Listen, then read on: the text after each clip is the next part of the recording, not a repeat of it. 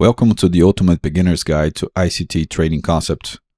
This video is a summary of the foundational concepts found in the ICT method, neatly organized for your convenience since the method is quite nuanced and can be overwhelming to some people in the beginning.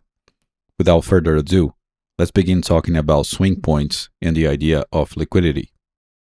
The very first thing we need to understand is the idea of swing points and their relation to liquidity. Swing points are either swing lows or swing highs.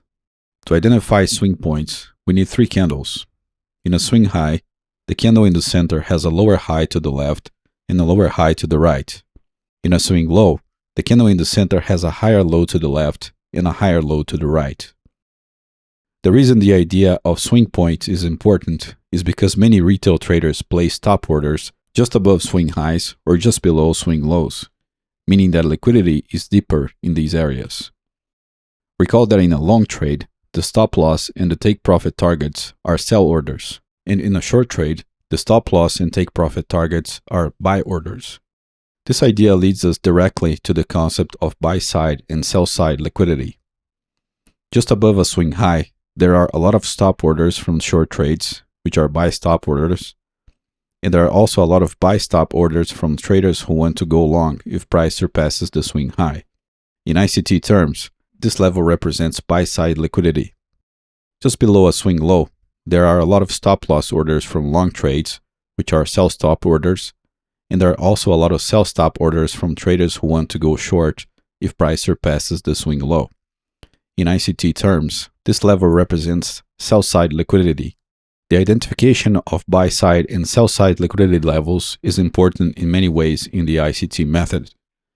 Let's move on to a real price chart and observe examples of buy-side and sell-side liquidity levels. In this 5-minute chart of the mini S&P, we currently have a low. This is a potential swing low because the candle to the left has a higher low. If the next candle produces a higher low, the current candle will be classified as a swing low, which represents a point of sell-side liquidity. Moving forward one candle, we can see a higher low, so we can go ahead and classify this low as a swing low. While we were paying attention to the swing low, notice that we also have the potential for a swing high in this candle. That's because the candle to the left has a lower high. If the next candle also produces a lower high, this point will be classified as a swing high or buy-side liquidity. Moving one candle to the future, we can see that this is exactly what happens, so we can go ahead and mark this as a swing high. Right now, we also have the potential to another swing low. If the next candle produces a higher low, we'll have another swing low at this point. Going forward one candle, we can see that it doesn't happen. The new candle forms a lower low.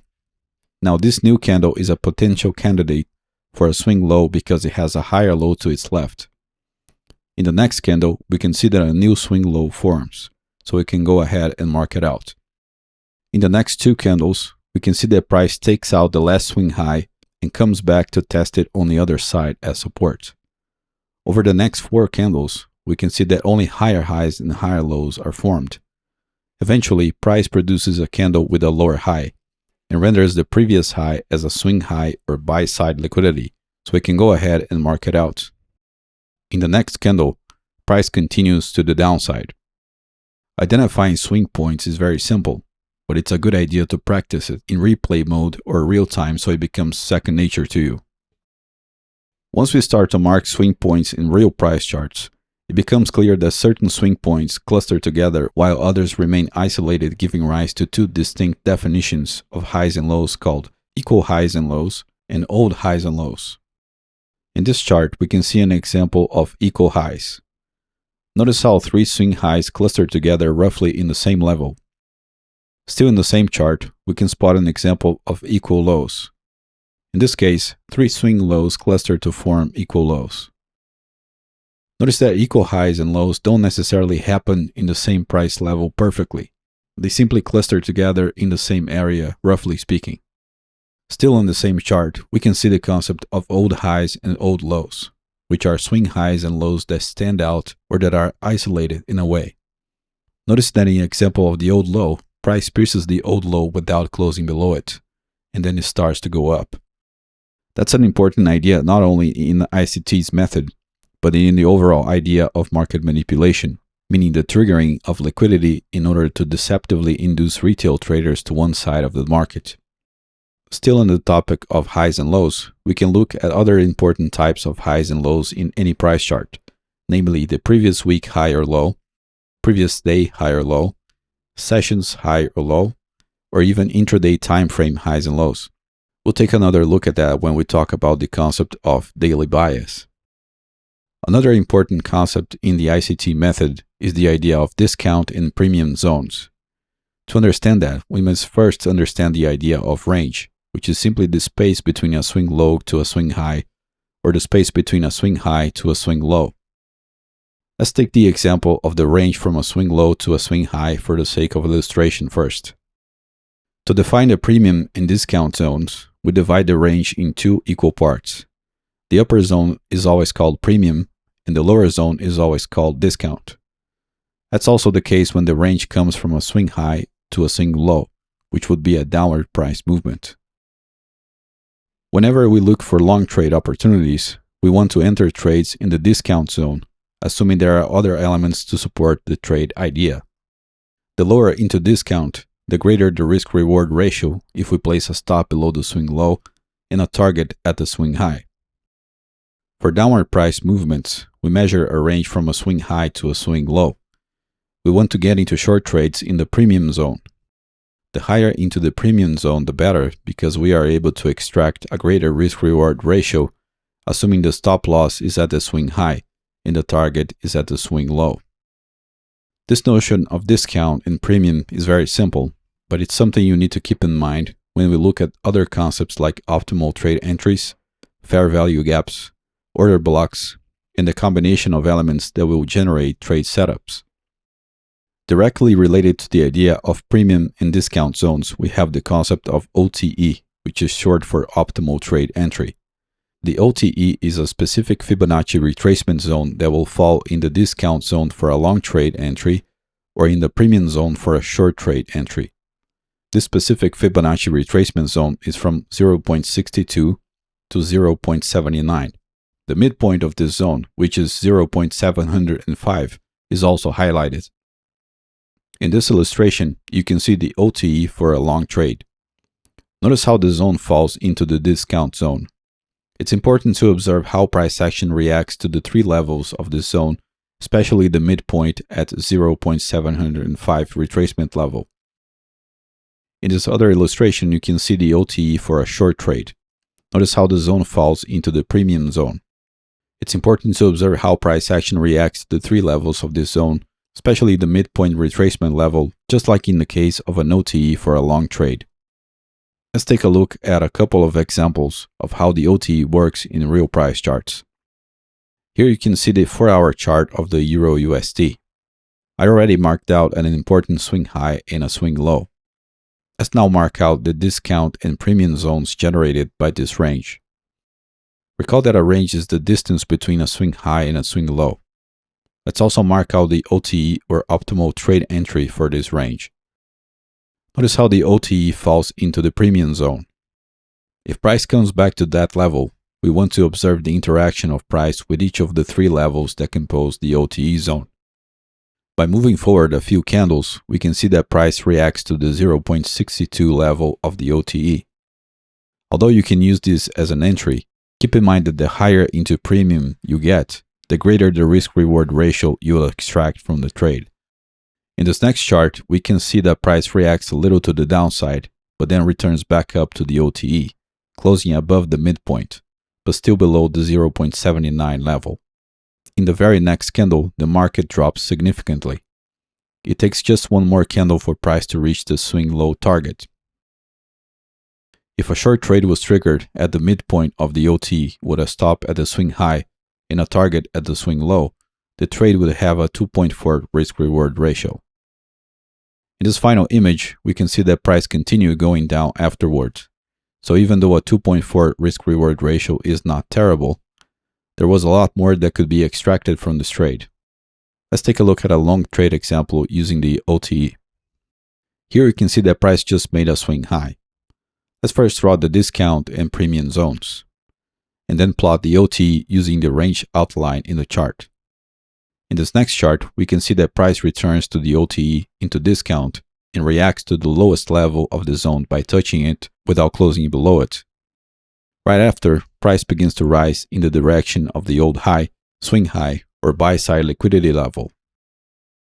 One major concept in the ICT method is the fair value gap. The fair value gap is a 3-candle pattern that hides a gap between the first and third candle's shadows. Let's first take a look at the bullish fair value gap, which is often called BC. BC simply stands for buy-side imbalance and sell-side inefficiency. The bullish fair value gap is a pattern where the upper shadow of the first candle doesn't overlap with the lower shadow of the third candle, creating a gap between the two. Let's make a quick comparison between price movements where we can find a fair value gap and one where we cannot. On the left, we can see that there is no overlap between the upper shadow of the first candle and the lower shadow of the third candle, therefore creating a fair value gap. On the right, we can see that the upper shadow of the first candle overlaps with the lower shadow of the third candle. In this case, there is no fair value gap.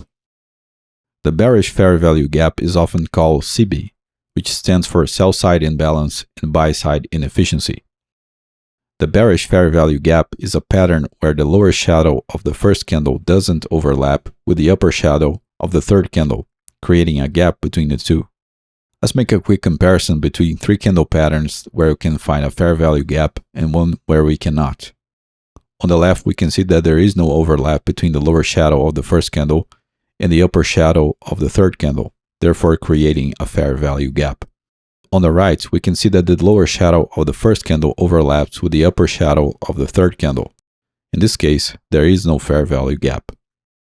Another important detail about fair value gaps is the idea of consequent encroachment, which is simply a fancy expression that means the midpoint of the fair value gap or the 50% retracement of the gap. Fair value gaps can be used as zones of support and resistance. As is the case with many other types of support and resistance, it's important to pay attention to how price reacts to fair value gap limits and the consequent encroachment line. Let's look at BCs, or bullish fair value gaps, first. The ideal scenario is to see price reacting to the upper limit of the fair value gap, meaning piercing it and closing above it. That's one way of knowing that price is respecting the fair value gap. Another valid way is to observe the same type of reaction at the consequent encroachment.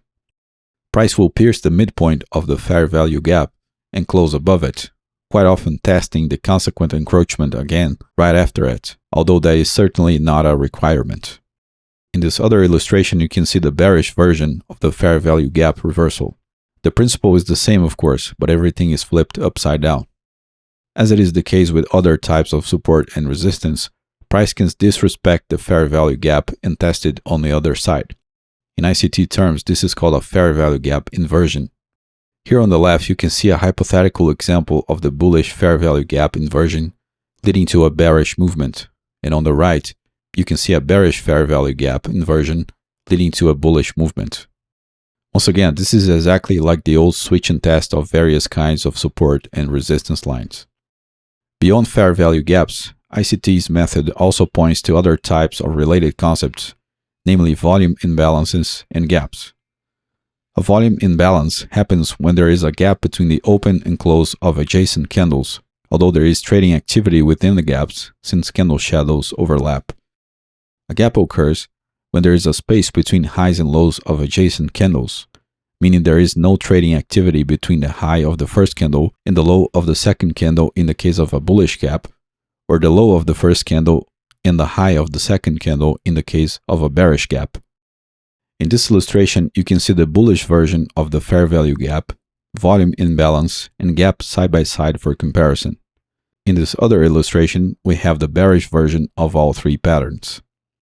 Keep in mind that you can use fair value gaps, volume imbalances, and gaps in a similar way. Let's now observe some real examples of fair value gaps, volume imbalances, and gaps, starting with a very simple example. We begin with this 1-hour chart of the dollar index. Moving one candle to the future, we can spot the formation of a fair value gap since the upper shadow of this candle does not overlap with the lower shadow of the current candle. It's not uncommon for price to return to the fair value gap and then continue its main trajectory, although this is not the only use of fair value gaps. Moving one candle forward, we can see that price enters the fair value gap area and then immediately reverses to the upside, continuing its main movement. Notice here that if the lower shadow of the next candle does not overlap with the upper shadow of this candle, we'll have a new fair value gap. In the next candle, we can see that this is exactly what happens. Another fair value gap is created. In the next candle, we can see an inside bar formation, but without entering the latest fair value gap. In the next candle, price enters the fair value gap and closes above it, clearly reacting to that zone in a similar way it did with the previous fair value gap.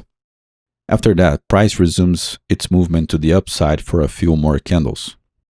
If we move one more candle to the future, we'll observe the formation of a gap, as you can see in this chart. We can mark it out in the same way that was done with the fair value gaps. The principle here is the same.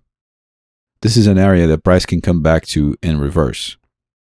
We can also observe inversions in some cases. In the very next candle, we can see price reacting to the gap in a similar way it did with the previous fair value gap. In this chart, we can see how price continued going up after reacting to the upward gap. Notice also that the current candle is reacting to a fair value gap that was formed right after the upward gap. Still in the dollar index, but this time in the 4-hour chart, we can see an example of volume imbalance. Notice there is a gap between the close of the previous candle and the open of the current candle, but there is also trading activity between the gap, which makes this a volume imbalance. In the next few candles, we can see how the volume imbalance can hold price, and eventually the market starts to rise from there. Another important idea in the ICT method is called order block. There are a couple of different ways of using order blocks. Let's divide these two ways into large body candles, which are often referred to as high probability order blocks, and small body candles with more prominent shadows, which are often referred to as low probability order blocks. Let's explore the high probability order block first. The bullish variation of an order block is formed by the large body bearish candle or series of large bodied bearish candles that sweep sell side liquidity and then lead to a break of an old high right after it, which in this case is called a break of structure.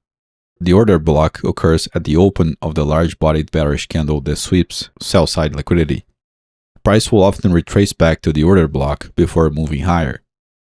The bearish variation of an order block is formed by the large body bullish candle or series of large body bullish candles that sweep buy side liquidity and then lead to a break of an old low right after it, which in this case is called break of structure.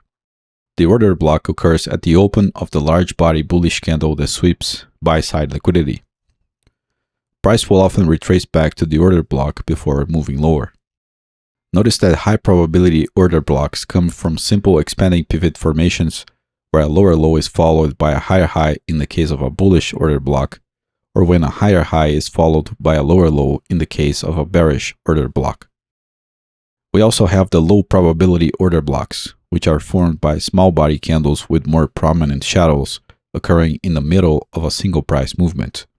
These can also be divided into their bullish and bearish variations. In the bullish variation of a low probability order block, we find a small-bodied bearish candle in the middle of a price movement composed by mostly bullish candles. The order block sits in the space between the high and the open of the small-body bearish candle. Price will often retrace to this order block before resuming the movement upwards. In the bearish variation of a low probability order block, we find a small-body bullish candle in the middle of a price movement composed by mostly bearish candles. The order block sits in the space between the low and the open of the small body bullish candle. Price will often retrace to this order block before resuming the movement downwards. Let's take a look at an example of a high probability bullish order block in a real price chart. In this chart, you can see that I marked out the latest swing low highlighting a sell side liquidity level. Recall that in a bullish high probability order block, you must identify the sweep of sell side liquidity first. In this next chart, we can see that sell side liquidity is swept by a large body bearish candle. Notice also that the upper tail of the previous candle forms a swing high. We want price to break this latest swing high. That would be the very next step for us to use an order block in this case. Moving price forward a few candles, we can identify a break of structure, meaning that price rises and breaks the latest swing high. In summary, we swept the sell side liquidity and failed to move down after it. Price comes back up and breaks market structure. This is a setup for a high probability order block. In this case, the order block sits in the opening price of the large body bearish candle that swept sell side liquidity. Price will often retrace back to the order block, as you can see here, which would be the long trade setup, and then price goes to the upside as expected, as you can see in this final chart. There are a couple of important details in here. Notice that price touches the order block 2 times before going to the upside, which would be the opportunity for a secondary entry in case you missed the first touch. Beyond that, we can also see a low probability bullish order block working, as you can see in this area. A small-bodied bearish candle in the middle of a bullish movement where we mark the distance between the high and the open. Observe how price action comes back to this area right after and goes up from there. Let's move on now to a real example of a high probability bearish order block where we use another type of entry called mean threshold instead of using the opening price of a large body bullish candle as the order block. In this chart, I marked out the buy side liquidity level and we can see price approaching that level. This is the moment you begin to anticipate a liquidity sweep. In this next chart, you can see that price sweeps buy side liquidity and then fails to move higher. Notice also that a new swing low just formed. So if price breaks it to the downside, we can look for an order block setup, this time looking for the mean threshold of the order block. In this situation, the order block is the large body bullish candle that leads to the liquidity sweep. The mean threshold is the 50% Fibonacci retracement from the open to the close of that candle, as you can see here. In this next chart, we can see price breaking the last swing low. The setup now consists in waiting for price to retrace back to the mean threshold of the order block. Advancing a few candles into the future, we can see price retracing back up and meeting the mean threshold, and right after that, price goes down, completing the bearish order block setup. An interesting detail here is that we can spot that a low probability order block formed in the same level of the mean threshold of the high probability order block. As is the case with any method, the trader must find the intersection of techniques in order to find the best trades. The final ICT concept we'll study in this beginner's guide is the daily bias. The daily bias is exactly what it sounds like. It's a way to determine if the next day will be bullish or bearish. We can determine that in a very simple way using the previous day's high and low and the observation of what price does at these extremes. Let's look at the basic idea of the bullish daily bias. Let's say you begin with this candle and you mark out the high and low of the day. In the next candle, price breaks and closes above the previous day's high. That would generate a bullish bias for the next day. Another example of bullish bias is when price fails to move below the previous day's low, like so. Notice that price breaks the low, but it cannot close lower. In the second case, we can expect the next day to be bullish or at least the high to be met. In the case of a bearish daily bias, the rationale is the same. If price breaks and closes below the previous day's low, we have a bearish bias for the next day. If price breaks and fails to close above the previous day's high, we also have a bearish bias for the next day. In the second case, we can expect the next day to be bearish or at least to reach the previous day's low. This concept, like many others, is better understood in practice. So let's take the daily chart of the dollar index to see how this works. Let's say we begin with this current candle. The first step is to mark out the high and low. Moving on to the next candle, we can see that it broke and closed below the previous day's low. So we have a bearish bias for the next day. We mark out the current high and low. Two things can happen in the next candle. We should see price reaching this low, which in this case is very close to the current price, or we should see price break this low and close below it. In the next day, we can see that our bearish bias was correct, and since price closed below the previous day's low, we continue with the bearish bias for the next day. Now I mark out the new high and low. we should see price breaking to the downside or at least reaching the new low. In the next candle, we can see that our bias was correct. Since price closed below the previous day's low, we continue with a bearish bias. We now mark the new high and low. Price is expected to at least reach the new low or break and close below it. In the next candle, we can see that price moves sharply to the downside, once again confirming the daily bearish bias that was anticipated in the previous day. We now mark the new high and low. Once again, we expect price to reach the new low or break and close below it. In the next candle, we can see that the bearish bias was correct, and we mark out the new high and low.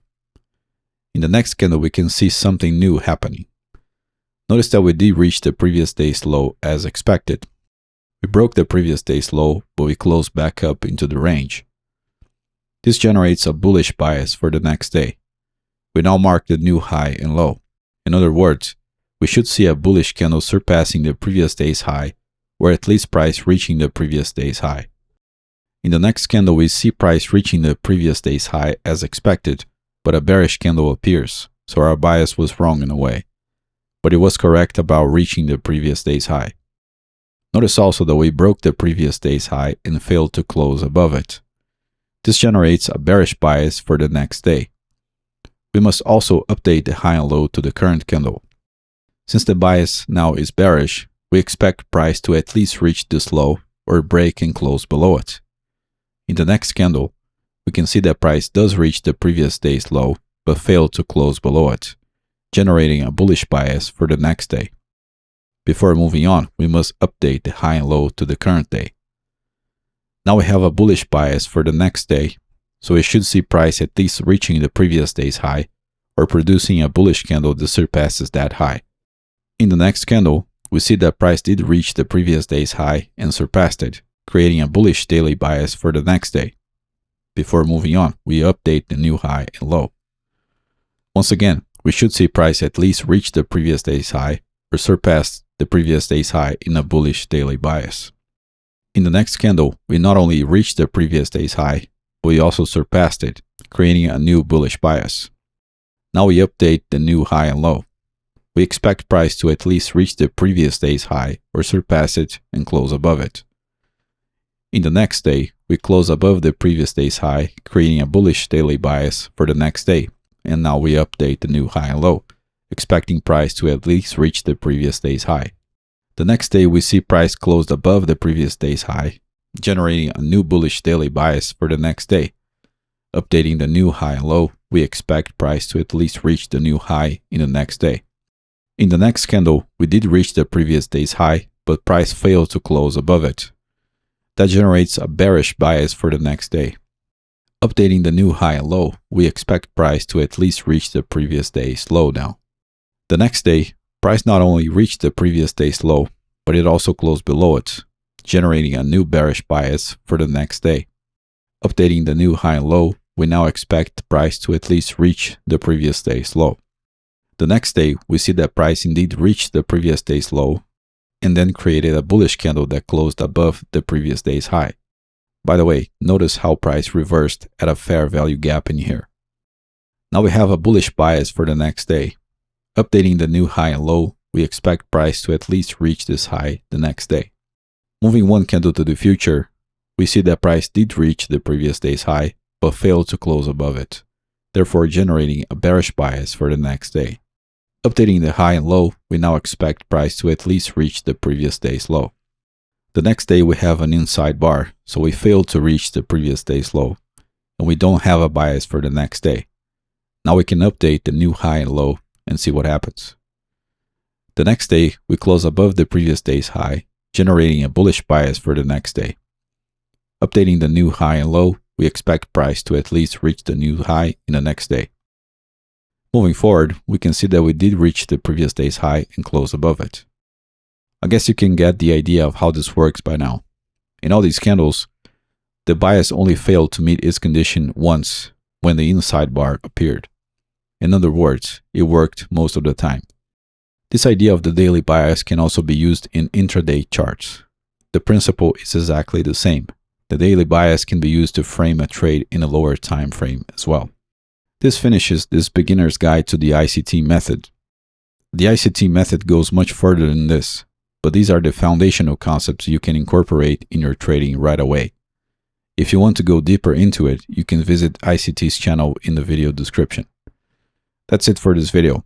If you enjoyed it, please help support the ongoing creation of free videos like this one by clicking the like button, subscribing to the channel, activating the notifications, leaving your feedback in the comment section, and sharing this video with your trading community. Thank you very much for watching, and I hope to see you in the next videos. Take care.